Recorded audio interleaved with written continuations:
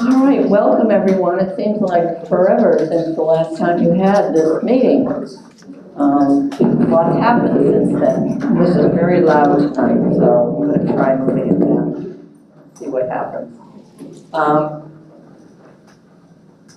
Let's start with our check-in for this evening. Who would like to begin? Anybody? Rob, you have microphone in hand? Oh, okay, Kevin. Good evening, everyone. My name is Kevin Dale. I am fine. I'm the president of TALC. Time constraints, I have an emergency governance board meeting at 6:30, so I need to be on a Zoom call at 6:30. Missing, I don't know, it looks like we got a bunch of people. Oh yeah, Louis and Mario, not here. Elephants, no. Expectations to reach an agreement on insurance and benefits. Okay. Okay. Jill? Hi, I'm Jill Castellano. I am the Vice President of TALC, and I'm also a PCT at Varsity Lakes Middle. My time constraint is for 7 o'clock.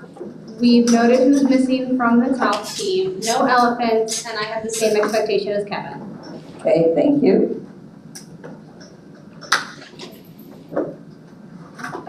Hello, my name is Anna Witten. I am a 3rd grade teacher at Colonial Elementary as well as the TALC secretary. I am doing okay.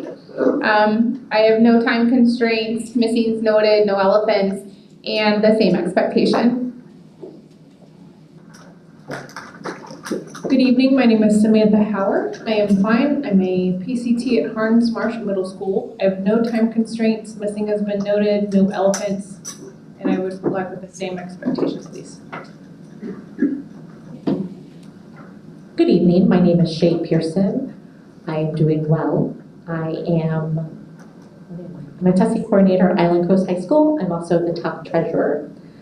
Missing's been noticed, no time constraints, no elephants, and I have the same expectation.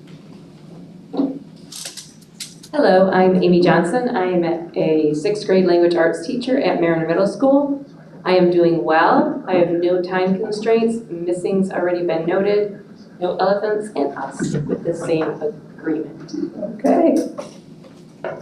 Good evening, I'm Christina Jarrett. I'm doing well. Now that I'm here, I have no time constraints. Missing's noted, no elephants, and the same expectations, please. Good evening, my name is Bob Scopatullo. I teach mathematics at Three Oaks Middle School, and I'm also the TALC area coordinator. And I am doing fine, no time constraints. Missing has been noted, no elephants, and expectations is reaching agreement, please. Good evening, my name is LaShonda Hutchins-Cologne, and I'm okay for a Monday. I'm the grade 3 through 5 math coach at Franklin Park Elementary. I have no time constraints. Missing as noted, no elephants, and I have the same expectation.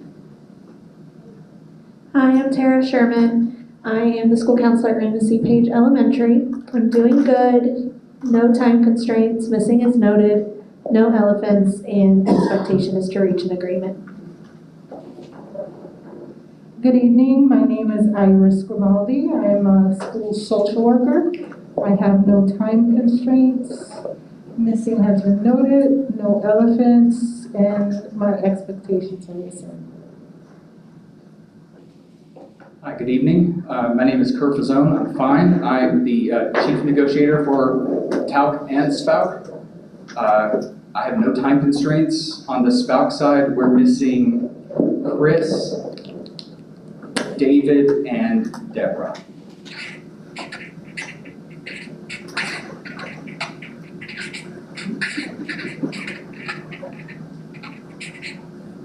No elephants, and I have the same expectation, reach an agreement.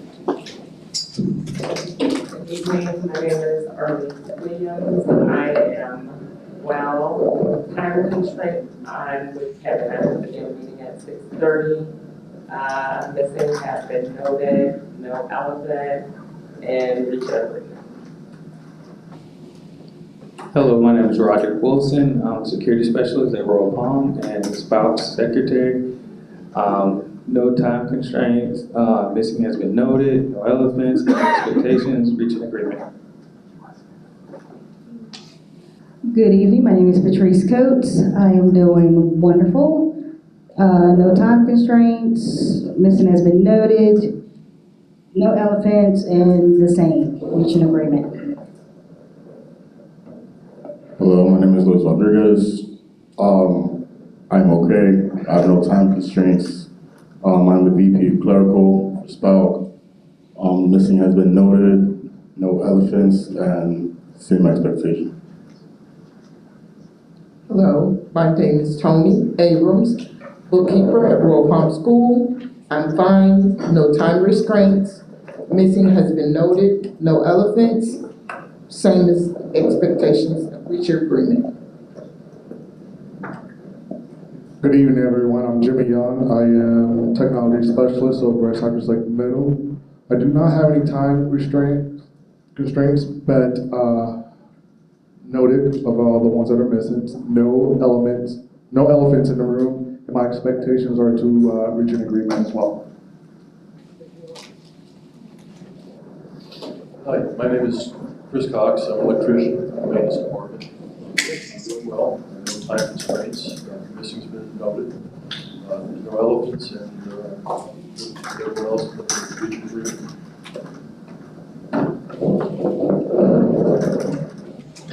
Good evening. Oh, geez. Usually that's me near the speaker, not you. Good evening. No.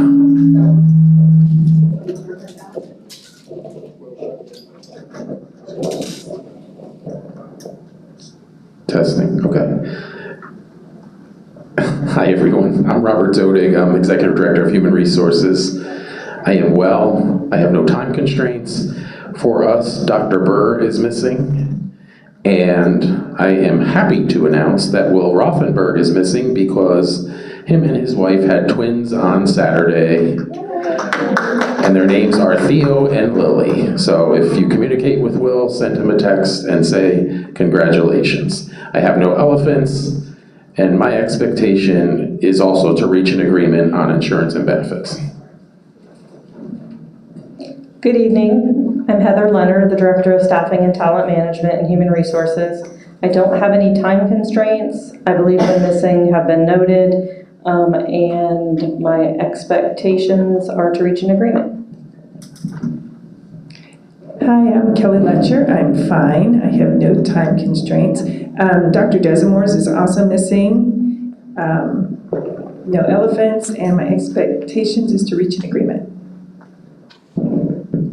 Good evening. My name is Kevin Kelfie. I'm doing well. I have no time constraints. Missing has been noted. I have no elephants, and my expectations are to reach an agreement. Good afternoon. My name is Bonnie McFarland. I have no time constraints. Oh wait, I'm doing well. I think we've got the missing, no elephants, and expectation. Let's reach an agreement. Good afternoon. My name is Suzette Rivera. I'm doing well. No time constraints. Missing has been noted. No elephants, and my expectations are to also reach an agreement. My name is Carl Burnside. I'm doing fine. No time constraints besides those that have already been set. I think who's missing has been noted. No elephants. Expectations are to reach an agreement. Shannon Johnston, I'm doing great. No time constraints, no elephants, and expectation is to reach an agreement. Ben Osman, I'm doing great. No time constraints. I think Mike Gatewood needs to be added up there for. Oh, okay. Yep, she does. You did that. Sorry about that. And no elephants and expectations to reach an agreement. Just forgot. We know who it is. Ann Cole, I'm good. No time constraints. Missing has been noted. No elephants, and same expectation as it. This is easy tonight, Amy. Okay. Good evening. I'm Helen Martin. I'm doing well. I have no time constraints. Missing has been noted. No elephants, and my expectations are to reach an agreement on IMB. Good evening. My name is Roger Lloyd. I'm doing well. I have no time constraints. Missing has been noted. I do not have any elephants, and I'd like to come to an agreement. Good afternoon, I'm Jason Kurtz. I'm doing fine. I have no time constraints. Karma. The missing has been noted. I don't have any elephants, and what the heck, I don't want to spoil it. Reach an agreement. My name is Jamie Browder. I'm the principal at Orangewood. I am great. No time constraints. No elephants. Reach an agreement. I'm Jessica Duncan from Student Services. Doing great. No time constraints. Missing is noted. No elephants. And I would also like to reach an agreement. Teresa Bowen, Director of Exceptional Student Education. I'm doing well. No time constraints. Missing is noted. No elephants. And reach an agreement. My name is Candy Messenger. I'm the Director of Food and Nutrition. I'm doing well. No time constraints. Missing has been noted. I have no elephants, and my expectation is to reach an agreement as well. Hello, my name is Barbara Cedino, Director for Maintenance Services. Doing well. No time constraints. Missing as noted. No elephants, and expectation the same as everyone. Thank you. Okay, thank you, everyone. Did we miss anybody? Anybody come in? All right, we're good. Good evening, I'm Donna Mutzenard, and I'm retired as the facilitator tonight. I'm doing well. Missing's been noted, no time constraints, although we have scheduled a session from 5 to 6:30, so we will be done at 6:30. And expectation, hopefully we'll get to the agreement. Lily French. I'm doing well. There are no time constraints or elephants, and my expectation is I shall reach an agreement. All right, with that, you did receive minutes from back September 12th when you had this last joint session. So our next item on the agenda is to accept the minutes. I assume they came out in plenty of time. Everybody should have had time to read them. And are there any corrections? Rob, did you? Oh, any corrections or deletions? Kerr. Just very quick, Donna. Luis's name is misspelled under the missing on check-in. It should be an S instead of a C. That's it? That's it. That's it. Anybody else? I'm sorry. Luis, S instead of the C. Under check-in. Oh, no, on the minutes. No, on the minutes. Sorry. All right. Any other corrections, deletions? All right, with that, can we accept the minutes with that one correction in them? Thumbs, please. Okay, looks like everybody's good. All right, so last time you were here, you saw Bonnie did a presentation, but she thought maybe we needed a little refresh tonight since it's ended up being almost a little over 2 months. So with that, I guess we're going to turn it over to Bonnie, unless you have something to say first, Rob? Nope? Okay, we'll make sure.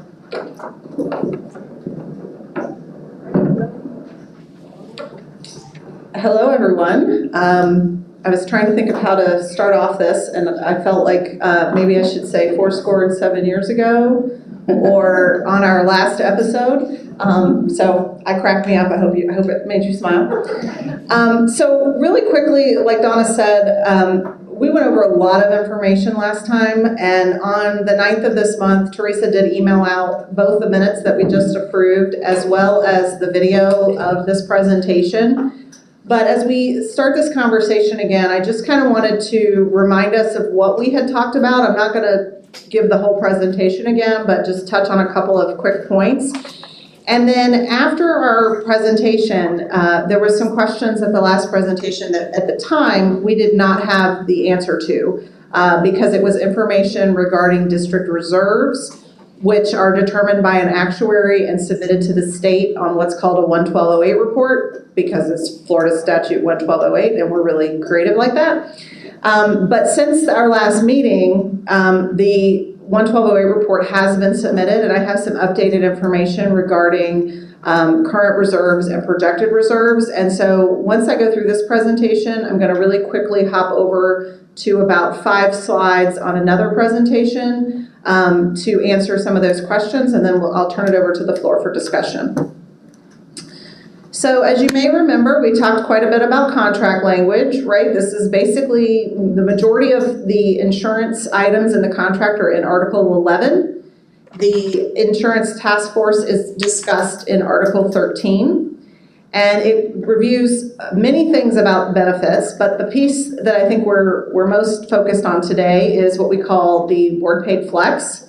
That is the money that the district contributes towards employee health insurance. And the current amount is $8,104.08 per employee. I think it's 80 cents. I think that was a typo, sorry. Per employee per year. And then if an employee waives insurance, they get $25 a check towards other insurances such as dental and vision. And if they waive insurance, that's a total of $600 a year. If an employee does not elect any type of coverage whatsoever, then those what are called board paid flex credits in your contract, which is the money towards your health insurance, is waived. I'm going to quickly flip through this. We talked about FRS, EAP, the fact that the district has matching taxes. So just as you have taxes coming out of your check, the district has to match those taxes. And then there are other voluntary benefits. These are all items that the ITF works on, and the voluntary benefits are all employee paid. And then a little bit more about the liability insurance that's provided by the district, our self-insurance reserve, the retirement in FRS. There's an employee contribution, but there's also an employer contribution. And as I mentioned earlier, matching taxes such as Social Security. We talked briefly about the insurance task force. It is a 16-person committee. 8 of those members are appointed by the superintendent. The other 8 are appointed by the unions. TALC appoints 4, SPALC appoints 4, and that committee reviews all things insurance. And we meet on the first Thursday of every month, with usually the exception of July, because it's the 4th of July weekend. And we talked about who's on that committee. We briefly talked about the district paid life insurance because we wanted everyone to be aware that that was available. And then we started talking about the health insurance. And if you remember my example about buying a car and going to the bank and getting a loan for that car amount, and that in essence, the example of a loan amount towards buying a car is similar to the board contribution towards buying your health insurance, right? Whatever isn't covered by that contribution is then paid by the employee. We talked about 2 very important formulas that actually are saying the same thing, and that is that the total premium of the plan minus the employer contribution equals the employee cost. The employer contribution is in Article 1102 of each contract. And so when the ITF is looking at health plans and making plans available to employees, the amount of contribution from the employer is dictated by bargaining. So the first step for any increase to that is to come to the table, which is what we're here to do today. The two math formulas that you see here are equal, or equivalent, excuse me. So the total premium minus the employer contribution equals the employee cost, or the employee cost plus the employee contribution equals the total premium. So those two things are basically saying the same thing. The numbers would be the same. We talked about the fact that it's when setting our premiums and our contributions for the year, the premiums meaning the money that the district puts in plus the money that the employees put in, which is total premium. The goal when we're setting those premium costs on an annual basis in the ITF is that those total premiums equal the total cost of the plan. And that there's 2 primary costs within the plan: claims and administration. Administration is about 5% of the total cost. Claims are the other 95% of the total cost. And you'll hear insurance people talk about loss ratios. So a loss ratio of 100% means those two items are perfectly balanced. Your total premiums equal your total cost, and your remainder is zero. A 95% loss ratio means you only spent 95% of your premiums collected, so the total costs are less than the total premiums. And if you hear 105% loss ratio, that means that you did not collect enough premium to cover your costs, so your costs are higher than the amount of the premiums collected. And premiums are determined annually based on the anticipated costs. So we have an actuary who works on our health plan with us and look at trend and claim usage, and that determines what the total cost is going to be for the plan. And then as a district, we have to work on that total premium side, which is what we're here to talk about. You can also reduce the total cost of the plan by reducing benefits within the plan. So if you're reducing the amount the plan pays out, you can also reduce that side as well. But that's not what we're here contemplating today. We talked briefly about medical trend. This is something that all organizations who have health plans are dealing with. And what this chart is really showing you is that something that cost $100 in 2006 in medical expense now costs over $300. So over time, the cost of healthcare goes up. And the box on the left is just showing you what the annual healthcare trend number is for each year that was used to calculate the chart on the right. So from 2007 to 2022, the medical trend increased cost 337%. And from 2007 to 2022, the board contribution, which is Article 1102, increased by 27.19%. So over time, the increase to the board contribution that's been negotiated has not kept up to pace with the increase in medical trend. This chart just shows you the board contribution over time, and you can see where it goes flat right there in the middle is where we negotiated a flat contribution to healthcare. And just want to remind everyone sitting at this table, this is a negotiated amount, so it's not a us, them, it's what we all agreed to. So this is showing the impact of the dollars. The board contribution is the bottom line there, and the medical trend is the top. And as you can see, in the beginning, we weren't very far apart. And as we move forward in time, those two lines get further and further apart. I showed you this slide, but I'm gonna kind of skip it here because I have an updated slide with the additional information I was talking about earlier, but this is our actual reserves versus our required reserves. So Florida Statute 11208 requires that we have 60 days of expected claims in reserves, and that's the required line at the bottom. And then the actual reserves is the top line. And right there in the middle where it gets super high, for those of you who've been around for a while, is when we began implementing the wellness incentives and rolling out health screenings across the district. We had a couple of years where we had what's called negative trends. So if you remember on this chart, I was showing you up on trend. We had a couple of years where our spend year over year actually went down. And spend going down is a good thing. That's like your rent getting cheaper. It doesn't happen very often, and we managed to make that happen for a couple of years, which was pretty exciting. We talked about the plan management that we do within the plan through the ITF. We also talked about the wellness, employee wellness program's impact to the healthcare, and we quantified that on this screen. And then we talked about the medical plan comparisons, comparing the district to other organizations locally as well as with other districts. And I'm not going to go through and read you all these slides. Hopefully you're kind of remembering this, or maybe you had an opportunity to watch the video. And this is how we compare to other Lee County governmental entities. And then we talked about medical plans and premiums. And if you'll remember, I kind of walked you through an exercise that we do in the insurance task force where we start with what we call proposal A, which is like, what if we change nothing? We change nothing about the plans, we change nothing about the premium, we change nothing about the employer contribution. What happens to the plan? And you can see about 2/3 of the way down, if we do that for this upcoming year, we will have an $11.6 million deficit in our plan. And if you remember before, I told you the costs have to equal the premiums.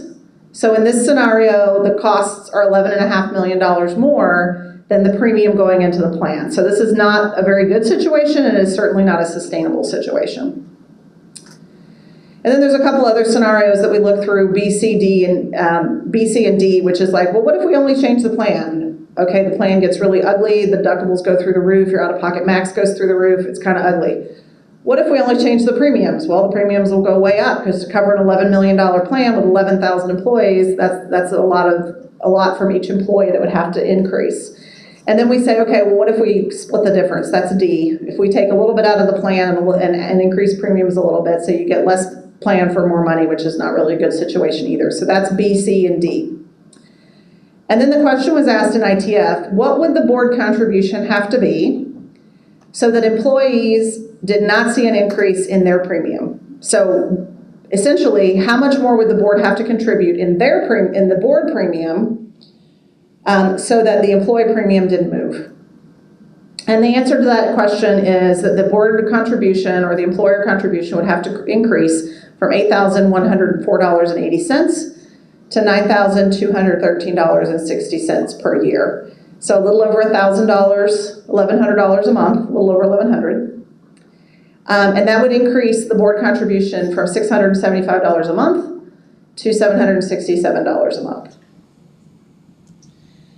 And then we looked at the possibility of what would the cost be if we both increased the employer contribution so that there was no impact to premium at the employee-only level, but we made a contribution towards dependent care.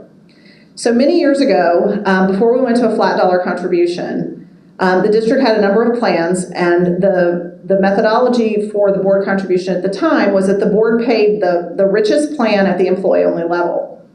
So for employees who picked a less rich plan, any remaining money went to dependent care coverage. With the freeze of the board contribution,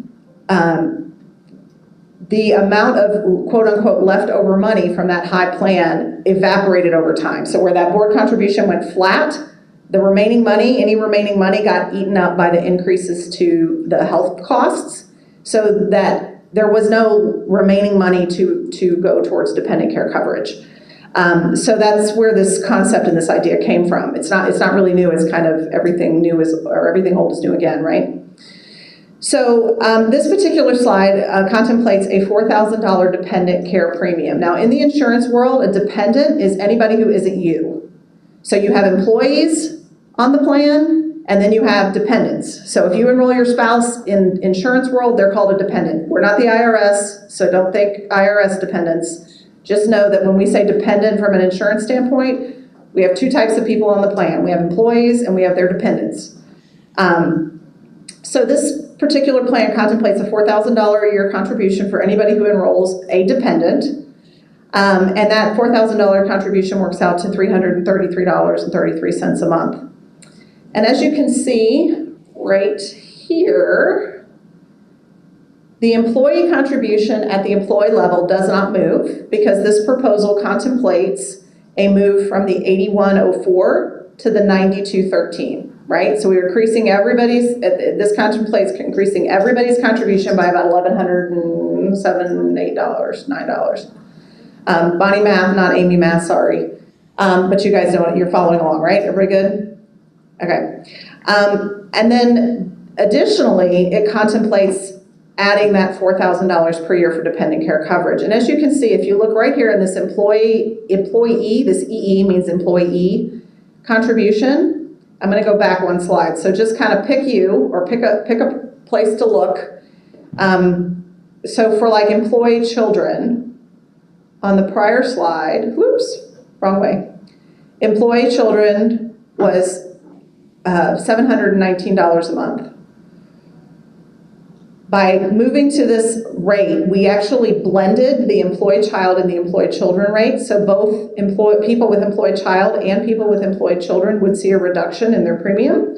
And it would go down on the 9520 plan, which is our most popular plan, to $83.76 a month. So that would be that amount of money that folks who had those dependents on their plan would not be contributing towards health insurance under this proposal. So the employee contribution would actually decrease for those with dependents, the employee contribution would remain the same, but keep in mind it's 0 and 0 on 2 of the plans and $26 on the other one. So we would be increasing the employee-only contribution from $81.04 to $92.13. And then for the folks who had dependents, there would be an additional amount. Does that make sense? I feel like I kind of squiggled all around that. I hope that made sense. So this is where we had the comments on the previous one, but if you'll bear with me just a moment, I'm going to switch to what I call bargaining part 2, which is my brainstorm after we had our last bargaining session. And I do apologize that this is a little funky. Oh my goodness, sorry about that. Thank you. Please stand by for this commercial break.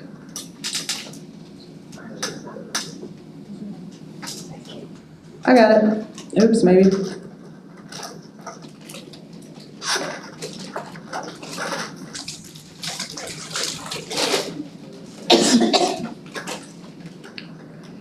So this is bargaining part 2, my part 2 brainstorm after our last session. Yeah. So just to recap, again, I wasn't necessarily planning on presenting these two things together, but these are the two math formulas we talked about on the last slide.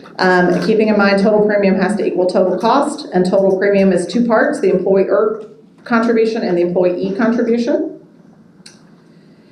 And there were some questions last time about our health fund reserve. So we do a reconciliation consistent with the district's fiscal year, which I want to point out is different than the plan year. So the plan year is April 1 to March 31st.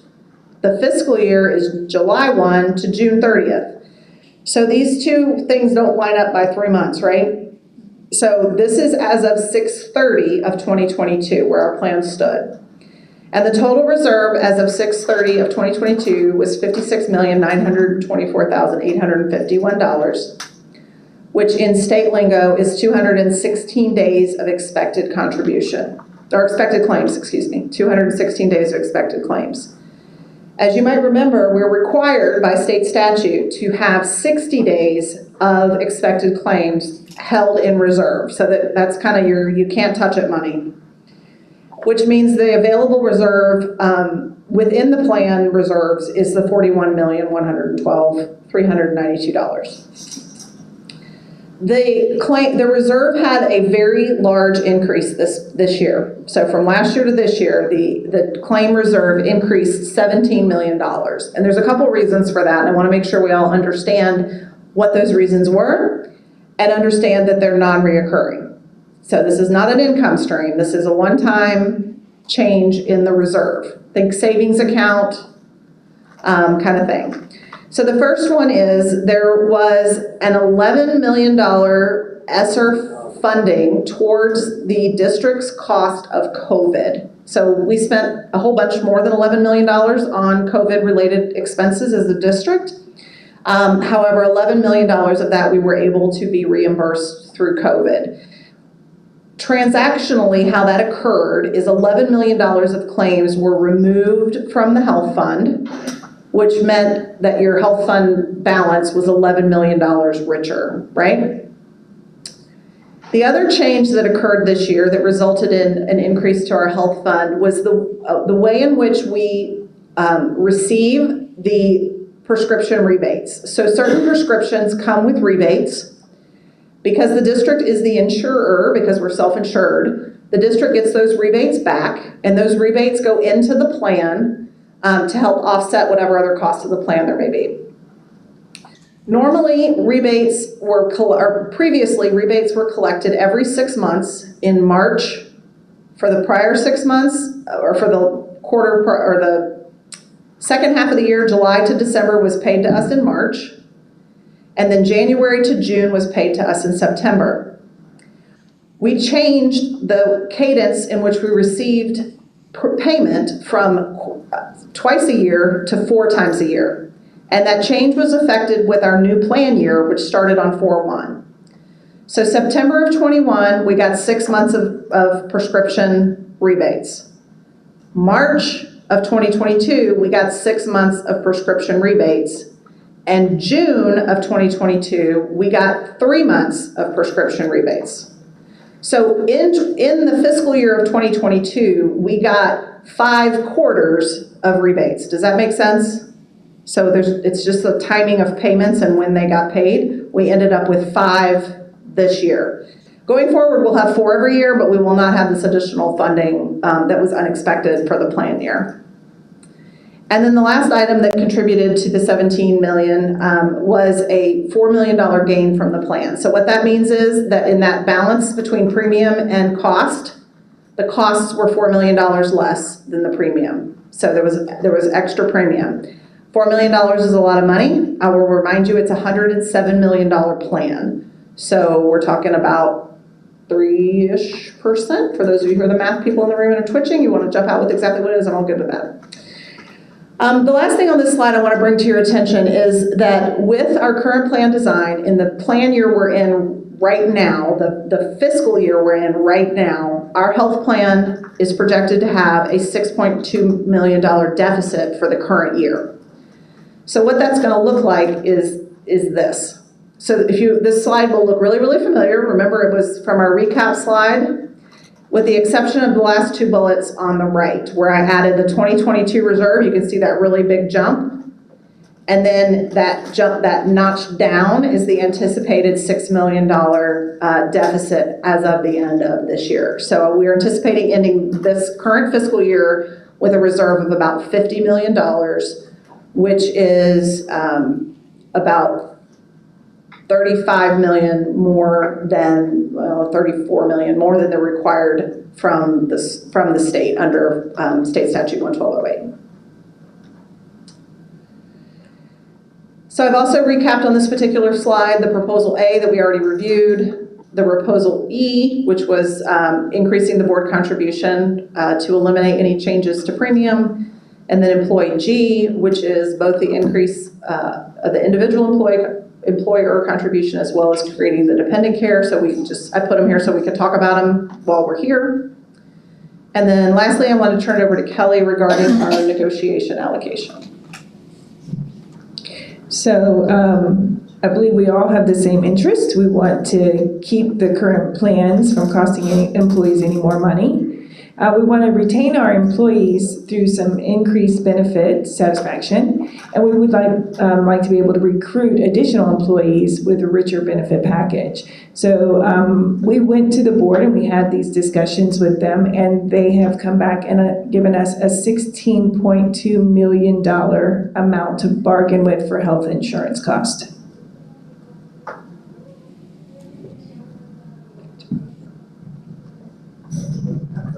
And to add to that, that essentially would cover Plan G that Bonnie has there.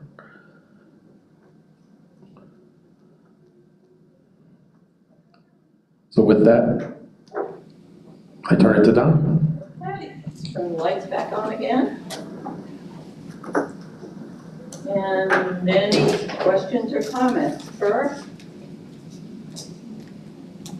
I guess I have a number of questions, if I can just rattle them all off. Okay, hold on.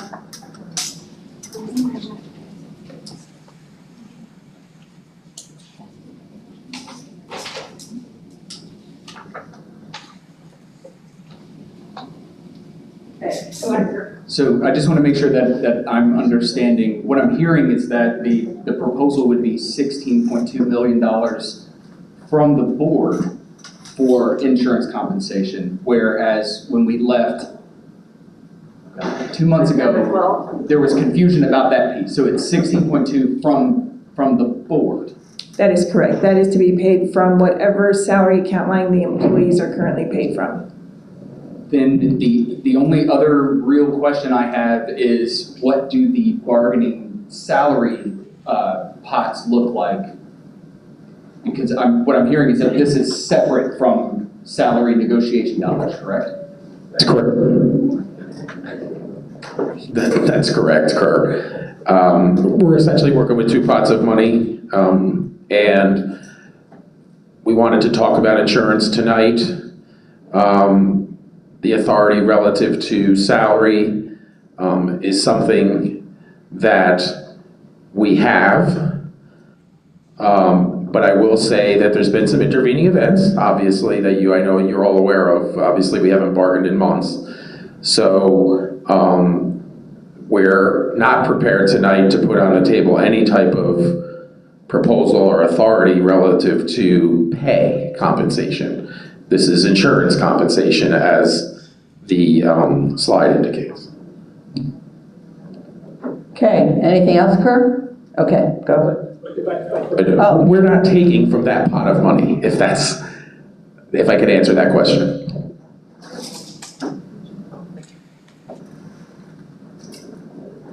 All right, Anna?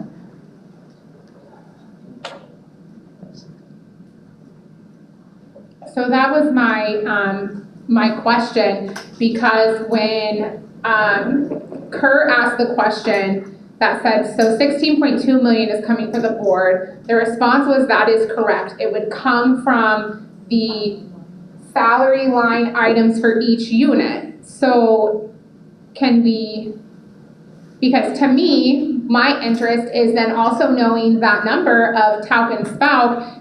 To be honest with you, it sounds like to me there's an opportunity that money is going to come from the bargaining authority for each unit. So if you can elaborate on that. If I could, I think what the intent of that comment may have been, I was not here the last time. I think I may have stated it a little bit different.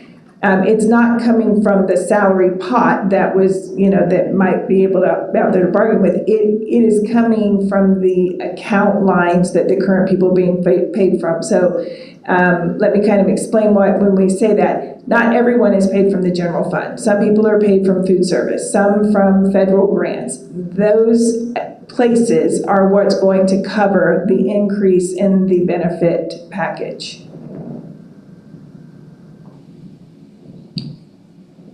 Okay, any other questions? And if I could just add, we did receive separate bargaining authority for insurance versus pay. Okay, so it's not like one big lump sum of money. We treated this in two separate allotments, if you will. Okay. Anything else? Correct.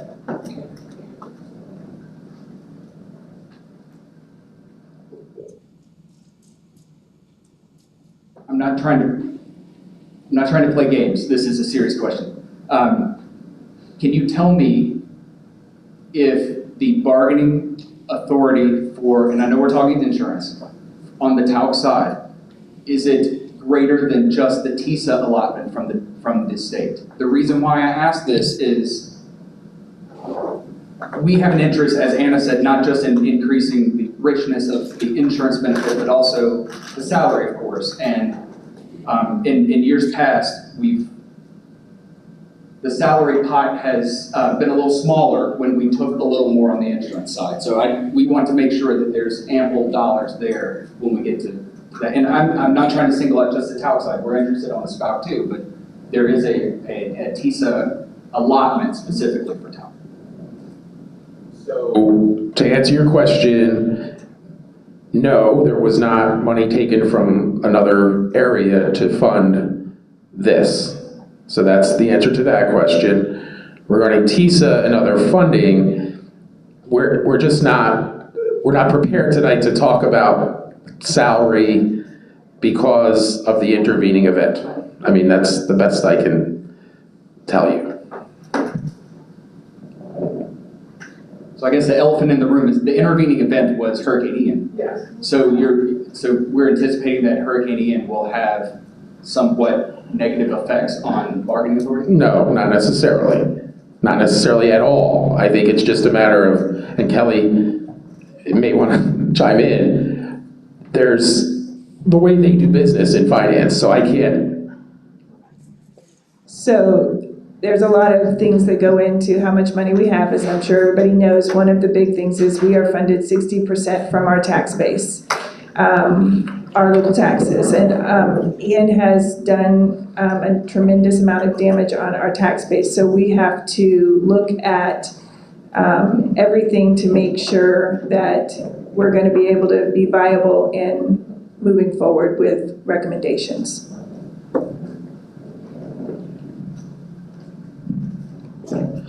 And I would be remiss if I didn't say that we are really, really excited and proud to be able to offer this. I mean, we just are, because from a district's perspective, I think it can help us immensely with recruiting and retention and satisfaction. And to me, it's a monumental step, and the superintendent has been extremely supportive of this plan. All right, Anna again, and then Bob.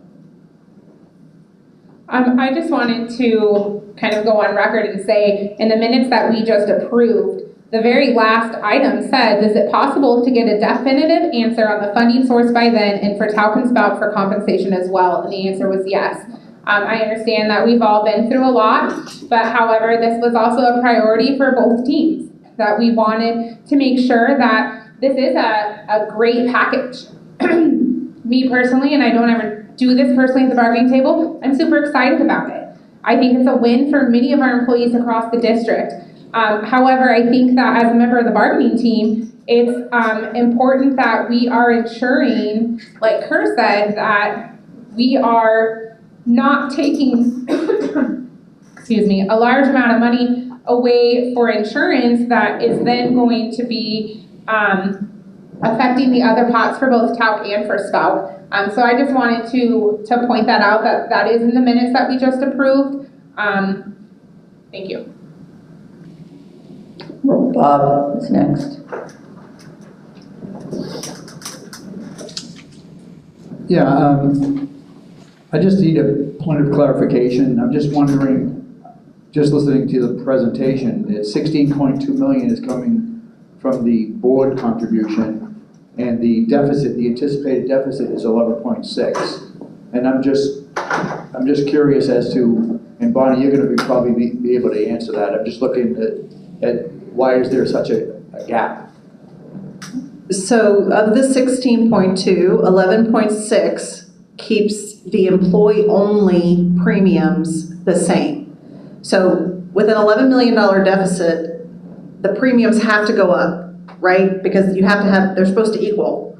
So the only way to make premiums go up is either increase the employer contribution or increase the employee contribution. So if we increase the employer contribution to the 92, I can't remember what it was, sorry, 9,200-ish, 9,213 something, then that will mean that employees don't pay more out of their pocket. So that would be an $1,100 per employee for every employee increase to the money being paid into the health plan, and that will keep premiums as they are today. The other amount, roughly $5.5 million ish, is, I'm sorry, I took my slides out because I was trying to get to something else, is the cost of that, anticipated cost of that $4,000 per person who has dependent care.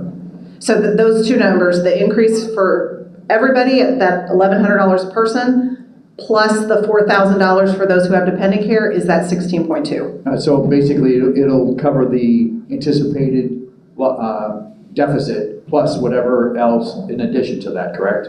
Correct. It'll cover the anticipated $11 million deficit, and then the remaining balance will reduce the employee contributions for anybody with dependent care. Okay. All right. Thank you. Okay. Anybody else? Okay. All right. Go ahead, Kelly. So I just want to make sure everybody understands that we all still have the same interest as it comes to pay as well. We still, our priority is to retain employees through higher pay, to continue, to create equitability or whatever you want to call it for all employees, to be able to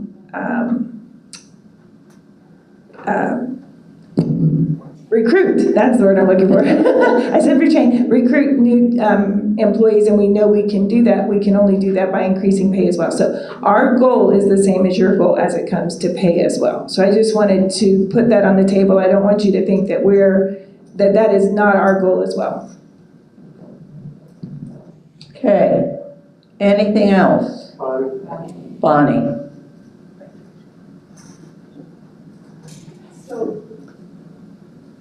So I just wanted to remind the group that the pay benefits balance cuts both ways. So the years in which we have increased pay, but we have not increased employer contribution, the employee contribution goes up, and the response is, you give it to me in pay and you take it away from me in benefits. So I just want to say we really are as a team trying to strike that balance so that employees don't have to pay more in insurance, which is the proposal that we brought forth today, and also get more in salary. So we're trying, with the proposal that has been outlined today, this is the insurance piece of that. But to echo what Kelly said, we're trying to make moves on both sides, because if it's an either or, it doesn't really work for employees. So we're trying to do both, but it's a little bit of a balancing act. So I just want to present that both ways, that it goes both directions when we're trying to meet both of these interests of both affordable insurance for employees as well as increase to pay. Okay. Thank you. Kerr? I think we would like to caucus. Okay. Remember, we're ending at 6:30. It's 5:55 right now, so how much time do you think? 10. 10. Okay.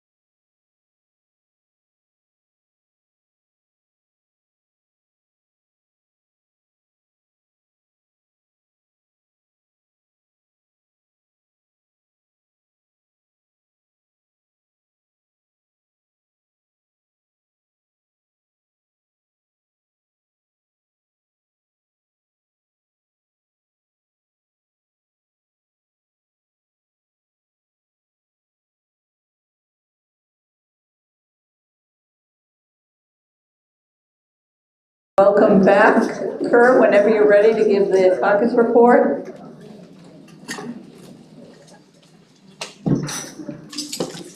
All right. We had a great deal of discussion around the option.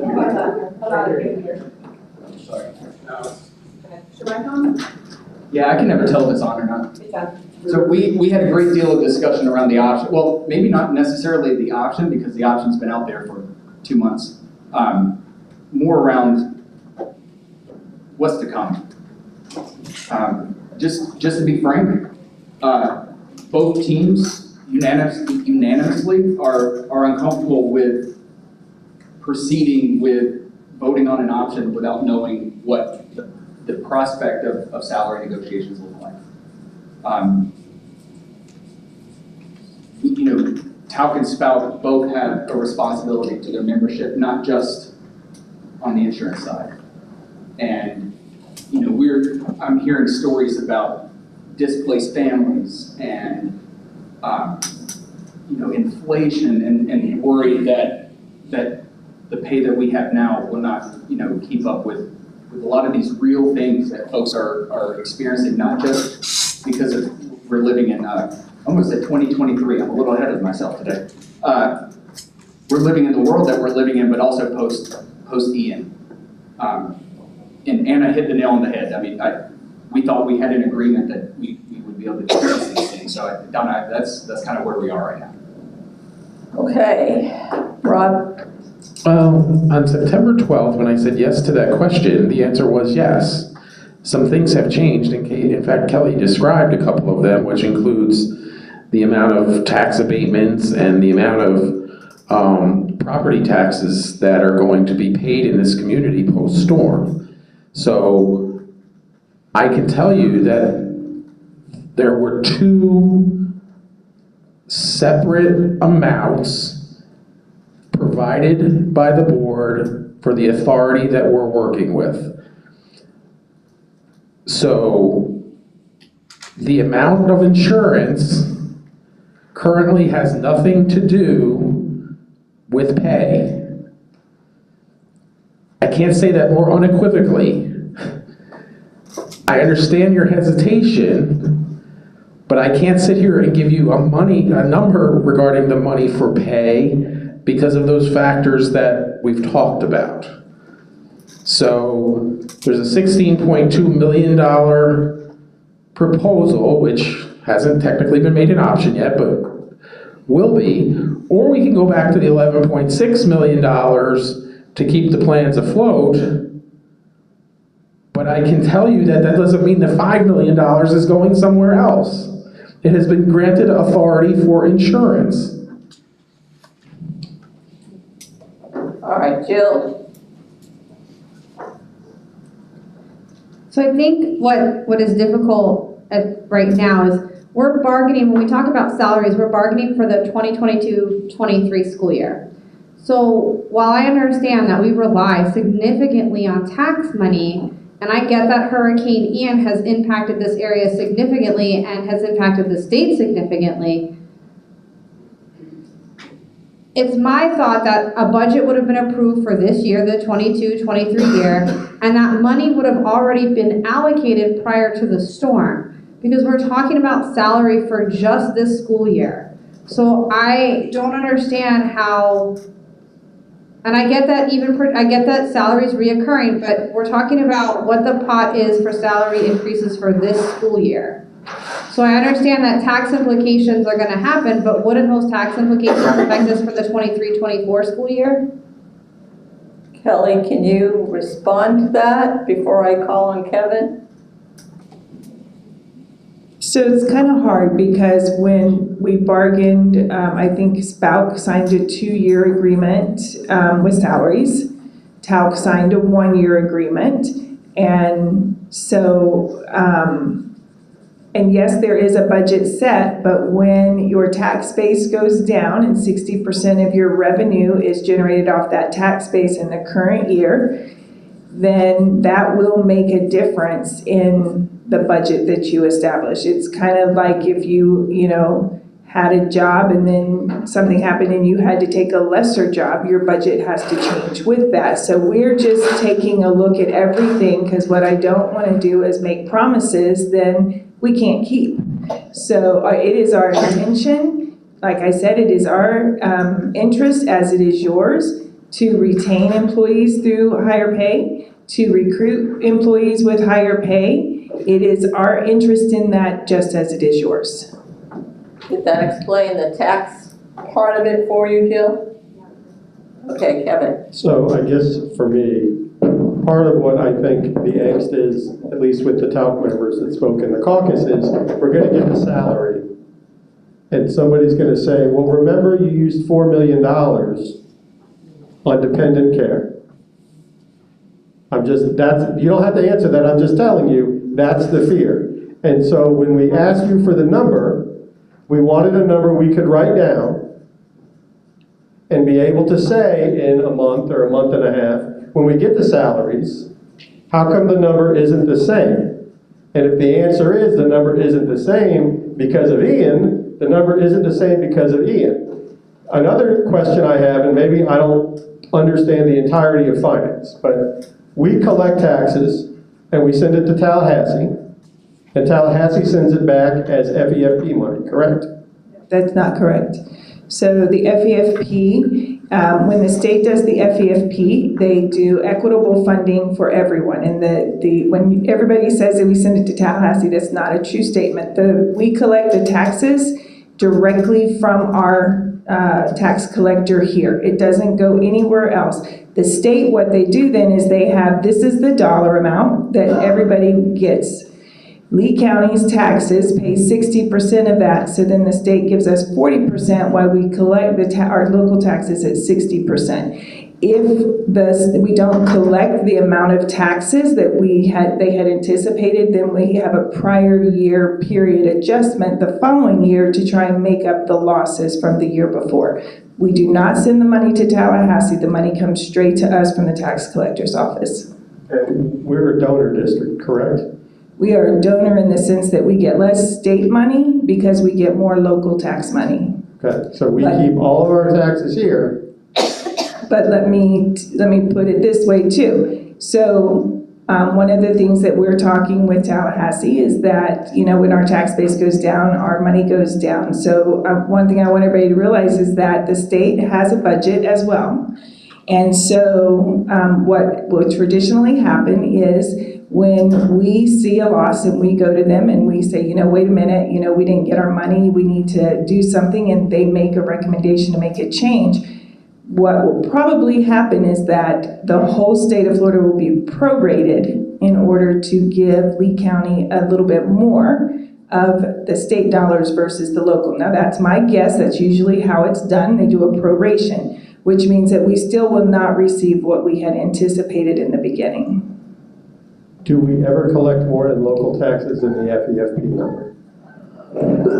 I would have to go back and look, but we have in the last 3 or 4 years received a prior period adjustment, which makes me think that we were probably just under where we were supposed to be. Okay. Okay. All right. Any other questions from anyone? It is now 6:20. Oh, Bonnie, sorry. So I just want to take a minute to remind the committee that 11.02 says, effective April 1st, 2021, the board shall contribute $8,104.80 in flex credit for each employee who is enrolled in the board-provided benefits, excuse me. There are 4 options that are available to us in the current board-provided dollars. And I kind of went through them really quickly when we were talking earlier, but I feel a need to repeat them. It's what we call proposal A, B, C, and D. So we're trying in the Insurance and Benefits Department, normally by now, in a normal year, we would be mailing retiree packets, COBRA packets, leave packets for employees who are on leaves with the premium dollars they will be contributing for the 23-24 plan year. If there is no additional money approved through the bargaining process, then the only options are the 4 that don't cost any more money. So option A is an $11.5 million deficit to the plan, which is unsustainable and will take $11.5 million out of the reserve. Proposal B increases employee contributions to cover the entire $11 million cost, which means the 95-20 plan, which currently costs $26 per employee, will go to $116 per employee. Proposal C takes it all out of the benefits, which would change the 95-20 plan to being a $5,000 deductible and a $9,100 out-of-pocket max. And Proposal D splits the difference. The deductibles would be $2,500 and $7,000, and the employee contribution would go from $20 to $68. I picked the 95-20 plan because 66-ish% of our employees are on that particular plan, and most of those have employee-only coverage. So I just want to remind the committee, as we're kind of getting to the end of the time, that doing nothing doesn't mean everything stays the same. If there's not additional board contribution added into the health plan, employees will either have less rich benefits or pay more for the benefits they currently have.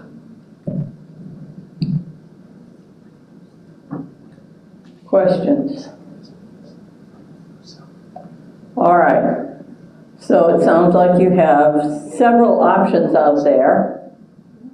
You can approve the option for the 16.2 million. You can not approve that option and have choice between A, B, C, D. That's what you said?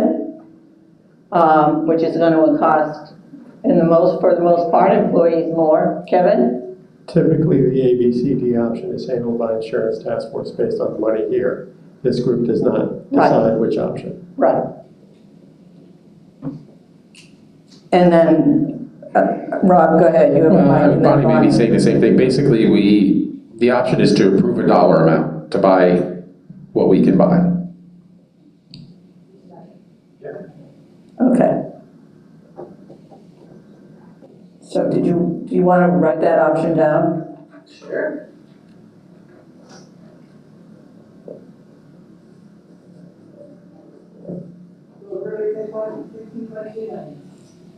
No, that's one of the options. Maybe if we get it out on paper, it'll be a little clearer. And if anybody else has options, then go ahead, Bonnie. So I'd like to put up option B, which would be to increase the employer contribution from $8,104. I'll let you catch up. Yes. Increase employer. Yes. Contribution.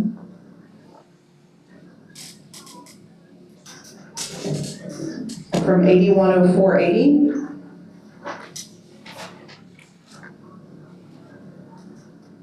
to $92,1360.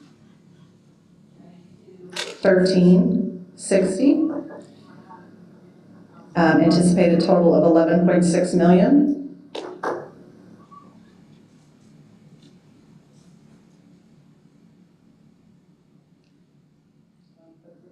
Yes, ma'am. All right, that it, Bonnie? And I think option 3 would be status quo on the funding, which would leave the ITF with very few options that I think employees would find palatable. Thank you. Anna? I just have a clarifying question, because for me, the holdup really is not having that some sort of number moving forward for both sessions. I'm not opposed to this in theory, but I just want to make sure I'm understanding this, that from what has been shared tonight, you guys are not prepared to give us those numbers because of the hurricane, because you don't know what's going to happen with property taxes. And as both teams are set to move forward with bargaining in the next few weeks, where we do need to have those compensation numbers, When will we get those numbers? Rob? Yeah, I think we'll have them, typically, I think we get money from the tax collector in November, right? I mean, we're not getting it now, so what I'm trying to tell you is, I think when we're prepared, and I don't think we have a session with TALC for 2 more weeks. There's bargaining set for Monday, but obviously I don't think that's happening, right? I mean, you all don't work Monday, so. Right. Okay. Right, so the next one would be Yeah. November 30th or 29th? I don't know if it's with SPALC or TALC on that date, so. 28th with TALC, okay. So we sit here today on the 14th, 2 weeks from today. There may be some possibility that we'd be able to, we have other things to talk about too in bargaining, so it's not just pay, so. I understand that, but when I'm also a person here that's trying to make a vote and I have a holdup, I would like to take the opportunity that I have to make sure that I'm understanding what is being shared tonight. That it sounds to me like you guys have no idea how much you're going to be able to have in our budget because of the hurricane. And like Kerr mentioned, there's many of us that have lost everything. So yeah, insurance is great and all, but there's other things that are also a top priority. And when we talk about our norms and being transparent, it just sounds to me that it's not being transparent, and that things with the hurricane and property taxes are impacting this. And so it's just we don't have an answer today, but we'll have an answer, later on. That's really hard for me to accept that answer. And I think I'm the whole team. I'm not just speaking here as Anna, I'm speaking as a voting member of these teams, where we have decisions that we have to make, and it's concerning for us. So again, all I'm hearing, and maybe I am hearing it wrong, is that we don't have an answer. We don't know when we'll have an answer because of the hurricane and the property taxes. Sorry, guys.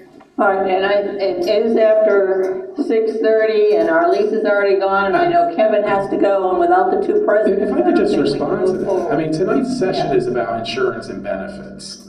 It's not insurance and benefits and pay and salary. So I understand your desire, but I can't sit here and lie to you. I mean, that would be horrible for me to say, here's what the authority of the board is, and then come back 2 weeks later and say, oh, no, it's not. I'm not going to simply do that. What I am going to say is this is as rich of an offer or option regarding health insurance to help people with dependents and spouses and otherwise than we've ever done. And I can tell you, like I said, that if we do one of the other 2 options, that doesn't mean that the $6 or $5 million goes into some other pot. That's not how we're bargaining. That's not what the board gave us authority to do. All right, Shay, I know we gotta go, because we lost both presidents. I'm an old president, I was good all the time. So this is my 2nd year on the bargaining team. And as I've sat on the bargaining team, and this is where our concern, I think, is coming from, at least I know it's my concern. Every time we talk about salary and benefits, it is sold to us as a total compensation package. Am I wrong? Okay, so with that being said, the concern is that we're gonna give $4,000 for dependent care. We all agree with that. We have no problem with that. What you're putting on the table is phenomenal for our employees. And yes, it will recruit and retain. The concern, though, is when we do sit down for salaries, we don't want to hear, especially the people that don't have dependents, that won't be able to use that now, we gave this as compensation, and now we deal with an equity thing. All right, I'm going to let Bonnie go, but we cannot vote without the presidents present. So, I mean, we always have said we have to have the critical members of the bargaining team present to do anything. So, Bonnie? I just want to point out that the increase to contribution is twofold. The first takes the employer contribution for everyone from 8104 to 9213. The second part of that is the 4,000. So I want to make sure that the bargaining team understands if there is no change in the employer contribution, the only way the ITF will be able to balance the budget with the insurance is to either raise employee premiums and or reduce employee benefits. We need the increase from 8104 to 9213, or insurance premiums will go up, or the plans will have to be less rich, or both. So it's not just about employees with dependents, it's about all employees who are on the health plan. All right. We're not getting anywhere, and as I said before, we can't without the presidents. No, our lease is not here. So, we can't. Yeah, she said she had they're both on calls with the FEA. That's why we cut it at 6:30 tonight. So, with that, I think we're done tonight, unless you want to talk about doing the 28th for a joint session now. I know TALC will be here, and the TALC, all the TALC team, both TALC teams will be here, but you need to talk with your SPALC members, Rob and Kerr.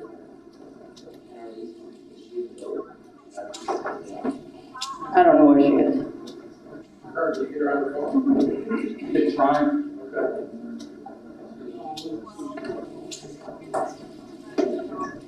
So with that, We're just up against a deadline regarding insurance. I know we are. You would disapprove, but.